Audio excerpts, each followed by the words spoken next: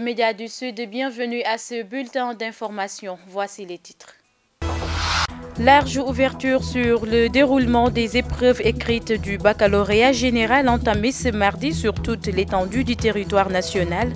À Ziguinchor, les autorités administratives, déconcentrées et partenaires sociaux ont sacrifié à la traditionnelle tournée pour constater les conditions de déroulement de l'examen. Tournée du président de la Commission nationale du dialogue des territoires dans les Kalounaï, le ministre Benoît Sambou a fait le tour de 9 villages de cette entité du département de Bignona qui a tenu à remercier le chef de l'État pour l'électrification de leur terroir, mais surtout s'enquérir des préoccupations de ces populations en vue de leur contribution à l'émergence du pays. Bienvenue à tous. Invité par le collectif de 9 villages des Kalounaï, le ministre Benoît Sambou, par ailleurs président de la Commission nationale du dialogue des territoires, était l'hôte des populations qui ont tenu non seulement à dire merci au président de la République, mais de lui transmettre des doléances et lui confier des urgences à résoudre pour l'émergence de cette localité. Le compte-rendu est signé Cheikh Tidiane Cissé et Daouda Sambou. À la tête d'une forte délégation, le président de la Commission nationale du dialogue des territoires, le ministre Benoît Sambou, est allé à la rencontre des populations de 9 villages des Kalounaï qui l'ont invité à venir partager leurs préoccupations. Devant le ministre, ces populations ont remercié le président de la République, mais non sans inviter le gouvernement à accélérer la cadence dans la prise en charge des problèmes qui plombent le développement de leur terroir. Ces villages de l'intérieur ici, des villages considérés non alignés, n'ont pas de réseau. Ça, c'est encore un autre problème. Le deuxième problème, ce sont nos fruits qui sont là. Nos fruits qui sont là, les banabana qui arrivent ici, qui risquent pour venir ici. Mais ils arrivent à vendre des fois le pot à 25 francs. Parce que le banabana, pour faire sortir ces fruits jusqu'à Bignona, c'est des problèmes. C'est des problèmes. Notre horaire ici, d'ici un mois, notre horaire ne pourra plus circuler parce que faute de route. On nous a mis des poteaux en bois.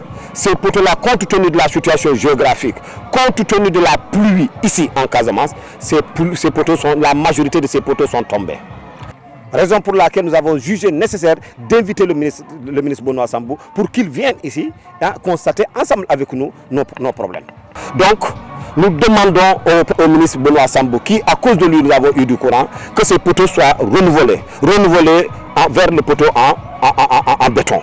Très touché par cette initiative des populations du terroir qu'il a vu naître, le ministre Benoît Sambou, content des paroles traduisant cette marque de confiance entre ces populations et le président de la République d'apporter des réponses aux doléances mises entre ses mains. Aujourd'hui, nous avons le courant, même si c'est vrai, il y a quelques dysfonctionnements avec des poteaux qui sont tombés, mais je puis vous dire que dans les tout prochains jours, ce sont des actes qui seront corrigés parce que le président Macky Sall a fait de la Kalounaï et de la Casamance une priorité. Vous dire aussi, vous annoncez que très bientôt, la piste allant de Djobour à Tangori sera construite. Après le courant et la route, il s'agira d'identifier dans les villages environnants des projets à mener pour le bénéfice des femmes et des jeunes. Parce que le président veut que nous puissions développer le Sénégal à partir de nos terroirs. Donc il s'agit d'identifier les potentialités, d'identifier les richesses et d'accompagner les populations dans l'exploitation de ces richesses pour que nous puissions aller dans le sens du développement de nos différentes localités. Rappelez qu'en 24 heures, le président de la CNDT a fait l'ensemble des 9 villages dits non alignés des Kalounaï, où il a visité les chantiers et autres initiatives entreprises par les populations locales et le gouvernement pour mettre cette zone sur les rails de l'émergence. En assemblée générale départementale dimanche dernier, l'Alliance pour la République de Bignona a réaffirmé son objectif de donner la majorité au président Macky Sall à la prochaine présidentielle Pour cela, les militants du parti présidentiel comptent occuper le terrain pour relever le défi du parrainage et des autres étapes du processus électoral. Ils se sont prononcés également sur le cas Karim Wade et Khalifa Sall. Abdoulaye Badji, coordonnateur départemental de l'APR à Bignona, il est au micro de Lamine Bayal. Depuis 2012, nous gagnons régulièrement et nous gagnons toujours avec des taux bonifiés. À la dernière élection d'ailleurs, nous avons devancé notre concurrent immédiat de 15 000 voix. Alors donc, nous pensons que vraiment nous sommes sur la très bonne voie. Et rassurez-vous, Bignona sera parmi les départements qui réalisent les plus grands scores dans ce pays à cette élection de 2019. Nous avons en tout cas adressé une motion de félicitations, une motion d'encouragement, de soutien à notre président de la République, au président de tous les Sénégalais, mais aussi au président de l'APR. Ça aussi, il ne faut pas que vraiment on se cache la face pour le dire, parce que la Constitution l'admet. Donc une motion vraiment de soutien au président par rapport d'abord aux nombreuses réalisations dans la région de Casamance. Je peux me permettre de parler de Casamance, mais disons dans la région de Ziguinchor, particulièrement dans le département de Bignona. En termes de désenclavement routier, en termes vraiment de projets de développement, etc. Mais aussi par rapport justement à ces questions que vous venez d'évoquer, le cas Khalifa Sall, le cas Karim Wade. Le Karim Wade, c'est derrière parce que vraiment, je crois qu'à ce niveau, ma foi, il n'y a rien qu'on puisse remettre en cause. Le jugement est fait, il a été condamné. Par rapport à son inscription, c'est clair et net. Vraiment, je crois qu'on ne doit pas être savant pour savoir que quand on est condamné d'une certaine manière, on ne peut pas vraiment être électeur éligible, ça on le sait. Maintenant pour le cas Khalifa Sall, effectivement on a fait beaucoup de bruit autour de cette question de l'arrêt de la CEDEAO, etc., que j'ai regardé très rapidement pour me rendre compte que en fait les gens vraiment, certainement ils doivent être très déçus. Parlons à présent dans cette édition du baccalauréat 2018. Ils sont environ 14 000 au niveau de l'Académie de Ziguinchor, les candidats à l'obtention du bac, un sésame devant leur ouvrir les portes des études supérieures. Un examen bien entamé sur toute l'étendue du territoire et dans les différents centres que les autorités ont visités ce mardi. Le compte-rendu est signé Maïmounaba et Paul Manga. À la tête d'une forte délégation composée d'autorités en charge de l'éducation, de parents d'élèves et de partenaires sociaux, le gouverneur de Ziguinchor a sacrifié à la tradition en visitant 5 centres abritant l'examen du baccalauréat. Des examens qui sont entamés dans de bonnes conditions, selon l'adjoint du chef de l'exécutif régional. On peut déclarer à l'issue de cette visite-là qu'au niveau de tous les centres, en tout cas au niveau desquels on a été, on n'a pas constaté de difficultés majeures. Cela veut dire tout simplement que l'examen est en train de se dérouler dans les meilleures conditions possibles. Alors c'est pratiquement la même chose que la première fois lors des épreuves d'anticipé de philosophie. Donc c'est le même constat également qu'on avait. Cela veut dire que les examens se poursuivent correctement.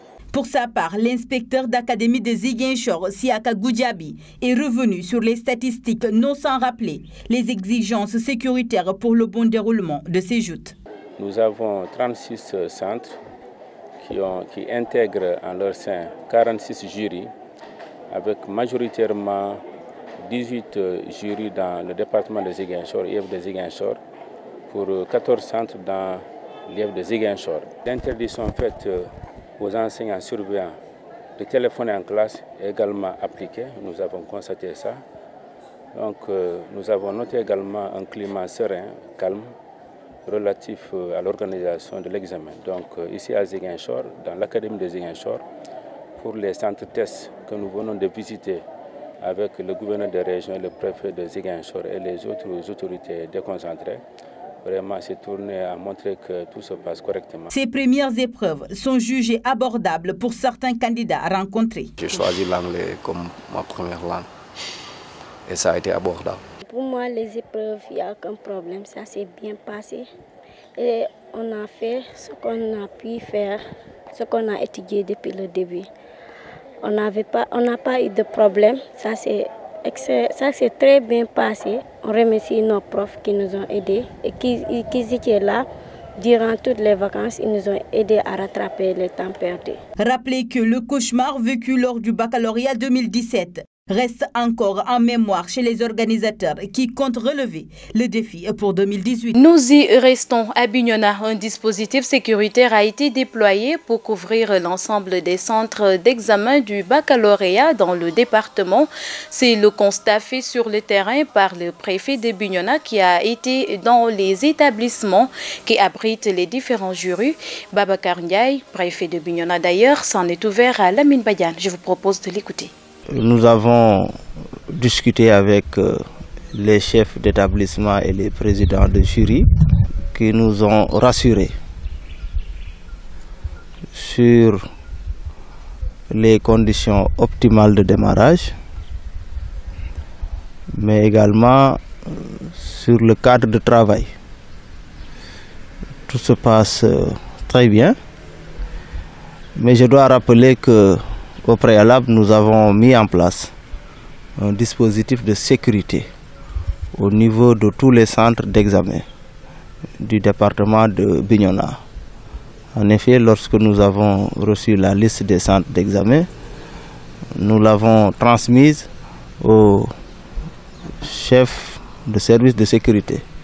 Je veux parler de la gendarmerie et de l'armée qui ont pris les dispositions nécessaires pour assurer la sécurité au niveau des centres. Et nous restons à l'écoute d'éventuels aménagements ou améliorations à apporter aux besoins. Parlons toujours du baccalauréat 2018. Président de jury ou encore un chef de centre n'a la possibilité de recaler ou de faire passer à sa guise un candidat à cause du dispositif de sécurisation de l'examen instauré par l'Office national du bac. Ce sont là les assurances du président du jury 969 logé au collège René Coly de Bignona, Léopold Tandin, que nous écoutons au micro de Lamine Badiane toujours. Je suis de ceux qui croient que le bac est encore l'un des examens les mieux organisés, avec beaucoup de rigueur et de contrôle, n'est-ce pas, à tous les niveaux. Et cette année, des dispositions ont été apportées, surtout sur les téléphones portables. Parce qu'aujourd'hui, vous savez que l'évolution technologique fait que le téléphone portable est un outil de communication qui est très fort. Et l'Office du bac a beaucoup insisté là-dessus pour que les étudiants ne se déplacent pas au niveau des centres avec ces outils. Au-delà de ça, il y avait les dispositions habituelles qui existaient. Donc il n'y a aucune possibilité pour qui que ce soit de soi-disant traquer quelqu'un, non, c'est pas possible. Et même au niveau du système, le président de jury même a ses limites. Donc il n'a aucune possibilité de faire passer ou de retenir quelqu'un. C'est quelqu'un qui est là pour coordonner et veiller à ce que tout se passe bien. On représente l'Office du bac en quelque sorte. Ils l'auront effectivement mérité. Ceux qui seront ajournés aussi, je ne dirais pas qu'ils ont mérité d'être ajournés, mais ce n'est pas leur chance. Mais ce n'est pas un enseignant ou un président de jury ou un chef de centre qui a la capacité ou la possibilité de retenir un candidat. Maintenant, dans le système, il y a des conditions, n'est-ce pas, d'admissibilité et l'Office du bac les officialise. Des médicaments et autres produits pour la prise en charge des urgences sanitaires, c'est le lot de matériel mis à la disposition de la région médicale par la Direction générale des douanes. Je vous propose d'écouter les réactions d'Oumar Diallo, directeur général de la douane, et du médecin-chef de la région médicale de Ziguinchor. Ils sont tous au micro de Maïmounaba. Dans ces œuvres sociales, l'administration des douanes fait souvent ce genre d'opération. Donc nous sommes dans votre région depuis une semaine et nous avons pensé devoir mettre à votre disposition une modeste participation pour la santé, pour l'amélioration de la santé des populations, la prise en charge des urgences c'est symbolique, mais nous avons pensé le faire. Donc, au nom de la Direction générale de douane et du comité de direction, les membres du comité de direction qui m'accompagnent, donc je remets entre vos mains ce lot que vous avez derrière moi, composé essentiellement de médicaments de première urgence. Et nous pensons que ça vous sera utile et que vous apprécierez les gestes. Merci beaucoup. Je voudrais vraiment à mon tour remercier, n'est-ce pas, la douane sénégalaise pour ce geste peut-être symbolique, mais de haute portée, n'est-ce pas, pour nous. C'est des médicaments d'urgence qui vont vraiment contribuer à améliorer la prise en charge, n'est-ce pas, des malades, surtout des urgences. Nous en sommes vraiment très contents et nous souhaitons que vous transmettiez nos remerciements, n'est-ce pas, au directeur général, n'est-ce pas, de la douane et ainsi que tous les agents, n'est-ce pas, de la douane pour ce geste hautement patriotique. Et nous espérons que, n'est-ce pas, ces choses-là vont continuer. Nous avons même lancé récemment, je crois, un téléthon pour l'amélioration de la prise en charge des urgences au niveau de la région, parce que la région de Ziguinchor est une région assez spécifique, une région qui est un peu enclavée, une région qui est difficile, n'est-ce pas, surtout par rapport aux évacuations. Donc ce qui veut dire que la gestion de ces urgences-là revêt la plus haute importance, n'est-ce pas, pour nous. Et c'est dans ce sens que nous avons lancé, n'est-ce pas, un téléthon pour contribuer, n'est-ce pas, à améliorer la santé des populations à travers la gestion des urgences. En tout cas, ce geste-là rentre dans ce cadre-là et nous en sommes très contents et nous vous remercions très sincèrement au nom de l'État. Et puis, un démenti a été apporté à l'information faisant état de 2 soldats et de 4 assaillants tués dans la nuit du vendredi à samedi dans la commune de Djibanar au cours d'un braquage. Ibou Diallo Sayo, maire de la commune de Djibanar, qui a apporté la précision, a invité à la vérification de l'information avant toute diffusion. Ces propos sont recueillis par Lamine Diop. Ce matin, curieusement, avec ces réseaux sociaux qui ont du mal à être contrôlés, on a vu un peu partout qu'il y a eu attaque à main armée dans la région de Sédhiou, précisément à Djibanar, 2 soldats tués. Ce matin également, j'étais à la brigade de Samine.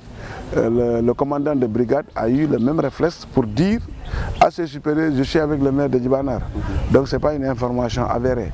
Je demande vraiment à ceux-là qui utilisent ces réseaux sociaux de ne pas jouer avec ces questions assez sensibles. Parce qu'aujourd'hui, nous sommes dans une zone extrêmement agitée et c'est l'occasion pour moi, encore une fois, de remercier l'armée, de remercier la gendarmerie, de remercier tous les acteurs, l'administration territoriale, tous ceux-là qui sont là en équipe, qui ne ménagent aucun effort pour stabiliser cette zone. Pour dire encore une fois, ce n'est pas exact. En tout cas, si c'est à Djibanar, ce n'est pas dans ma commune. On n'a aucune information et on a vérifié encore jusqu'au-delà même du territoire de la région de Ziguinchor. Personne ne pourra vous dire voilà ce qui s'est passé. Donc je crois que ça a été vraiment une fausse information et je le confirme. L'actualité internationale présentée en bref et en images nous mène en Côte d'Ivoire, au Nicaragua et aux États-Unis. En Côte d'Ivoire, le nouveau parti unifié du Rassemblement des Oufouettistes pour la démocratie et la paix a été lancé ce 16 juillet, avec à sa tête le chef de l'État ivoirien Alassane Ouattara, à 2 ans de l'élection présidentielle. Serpent de mer de la politique ivoirienne depuis une dizaine d'années, la création d'un parti unifié avait initialement l'ambition de rassembler la formation du président Ouattara, le Rassemblement des Républicains et le Parti démocratique de Côte d'Ivoire, dirigé par l'ancien président Henri Konan Bédié, afin de retrouver l'unité perdue. Mais si un certain nombre d'élus et de cadres du PDCI, parti historique de Côte d'Ivoire créé par le père de l'indépendance Félix Houphouët-Boigny en 1960, Henri Konan Bédié a interdit la fusion de 2 partis. Au Nicaragua, la communauté internationale a demandé ces derniers jours que cessent les violences après 3 mois de manifestations contre le président Daniel Ortega et dont la répression a causé la mort de centaines de personnes. Les pressions diplomatiques s'accentuent sur le président Daniel Ortega. La communauté internationale réclame de toutes parts l'arrêt de la répression après 3 mois de manifestations violemment réprimées qui ont causé la mort de centaines de personnes.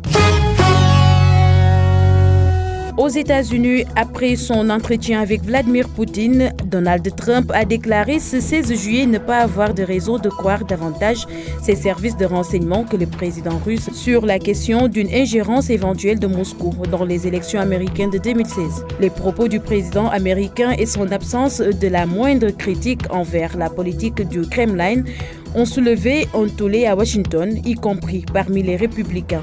Alors même que nombre de contentieux assombrissent depuis des années les relations américano-russes, Donald Trump a tenu la stupidité de son propre pays pour unique responsable de la dégradation des relations américano-russes dont il a estimé. La page des sports à présent avec Mafou Kouyaté. L'Association nationale des arbitres de football du Sénégal, ANAF, annonce l'organisation d'une réception à l'honneur des arbitres sénégalais ayant pris part à la Coupe du Monde 2018, jeudi à partir de 15h. Elle estime que les arbitres internationaux Malang Diédhiou, Djibril Kamara et El Hadj Malick Samb, ainsi que les préparateurs physiques Mademba Mbaké, ont par la qualité de leurs prestations saluées par tous durant la Coupe du Monde en Russie. Honorer notre pays, le Sénégal et le continent africain tout entier. La cérémonie devrait être présidée par le ministre des Sports, Matar Ba, une des personnalités invitées à cette cérémonie. Le trio arbitral sénégalais composé de Malang Diédhiou, Djibril Kamara et El Hadj Malick Samb est le seul Africain à avoir officié durant la compétition. Il a dirigé 3 matchs dont le 8e de finale Belgique-Japon 3-2. Les arbitres Malang Diédhiou et Djibril Kamara retenus dans le carré d'as de la Coupe du Monde qui a pris fin ce dimanche avec la victoire 4-2 de la France aux dépens de la Croatie ont été désignés réservistes du match de classement. Cette rencontre a été remportée par la Belgique sur l'Angleterre 2-0 samedi. En lutte, l'équipe nationale de lutte traditionnelle a remporté dimanche à Niamey, au Niger, la 11e édition du tournoi de la CEDEAO en dominant le pays hôte en finale 4-1. Avec ce succès, les protégés de l'entraîneur Ambroise Sarr ont décroché le 8e trophée à cette compétition sous-régionale. En remportant ce tournoi pour la 8e fois, vous confirmez tout le potentiel et tout le talent qui sont en vous et qui augurent d'heureuses promesses pour notre groupe, a écrit Matar Ba. Après le sacre, le retour triomphal, les Bleus ont célébré lundi après-midi le titre de champion du monde sur les Champs-Élysées, avec des centaines de milliers de personnes venues les acclamer avant d'être reçus à l'Élysée. Comme leur glorieux aîné, dont faisait partie le sélectionneur Didier Deschamps, acclamé par un demi-million de personnes le 13 juillet 1998. Ils ont descendu l'emblématique avenue sur un bus à Impérial devant environ 300 000 personnes selon une source policière. Cette fois, le bus n'a pas eu à se frayer un passage. L'itinéraire avait été balisé de barrières pour contenir l'impressionnante foule venue acclamer ses champions. Vainqueurs la veille de la Croatie 4-2 au stade Loujniki de Moscou. Euphoriques malgré leur courte tenue, vêtus de t-shirts frappés des 2 étoiles et des mots « champion du monde », écharpe nouée autour de la tête pour certains, les joueurs enraguaient la foule noyée dans les nuages des fumigènes et beaucoup d'entre eux immortalisaient la scène avec leur smartphone. Joueurs et encadrement de l'équipe de France ont ensuite été reçus à l'Élysée par le président Emmanuel Macron dans une ambiance joyeusement décontractée. La Coupe du Monde en poche, la côte de nombreux tricolores est montée en flèche. Certains se frottent les mains, d'autres s'attendent à un caster. Griezmann a déjà choisi, comme Lemar, tandis que Mbappé, très demandé à faire un choix définitif. Les joueurs de l'équipe de France ne voulaient rien savoir pendant la phase finale de la Coupe du Monde. Certains ont traîné un peu plus longtemps que prévu à l'image d'Antoine Griezmann, qui avait défrayé la chronique avec sa vidéo pour annoncer qu'il restait à l'Atlético. Il sera avec Lucas Hernandez et Thomas Lemar qui a signé avant le mondial. Pour d'autres, c'est réglé à l'image de Kylian Mbappé, ultra sollicité, mais qui a confié qu'il restera au Paris Saint-Germain à 100%. C'est plus compliqué pour Alphonse Areola depuis l'arrivée de Buffon. Il pourrait rebondir en Italie puisque la Roma notamment, après Naples, lui avait fait les yeux doux. Le club champion de France rêve, lui, de convaincre N'Golo Kanté. Le joueur des Bleus est suivi de près et connaît des arguments du Paris Saint-Germain. Mais après avoir dit non par le passé, il serait davantage à l'écoute. Un pas important, même si rien ne sera facile avec Chelsea. Cristiano Ronaldo posant avec son nouveau maillot, celui de la Juventus de Turin, la star portugaise a donné sa première conférence de presse pour son nouveau club devant les journalistes du monde entier. Transféré du Real Madrid pour 100 millions d'euros, Ronaldo va découvrir un nouveau championnat, le Calcio. Et il n'a pas hésité à accepter l'offre du septuple champion d'Italie. À 33 ans, le quintuple Ballon d'Or assure avoir encore beaucoup à donner pour le football et se dit différent des joueurs de son âge qui privilégient des contrats juteux au Qatar ou en Chine. Voilà ce qui met fin à l'actualité sportive dans ce journal. C'est la fin de cette édition. Merci de l'avoir suivi. Excellente suite des programmes sur gms.sn et sur la 89.3 FM. Au revoir.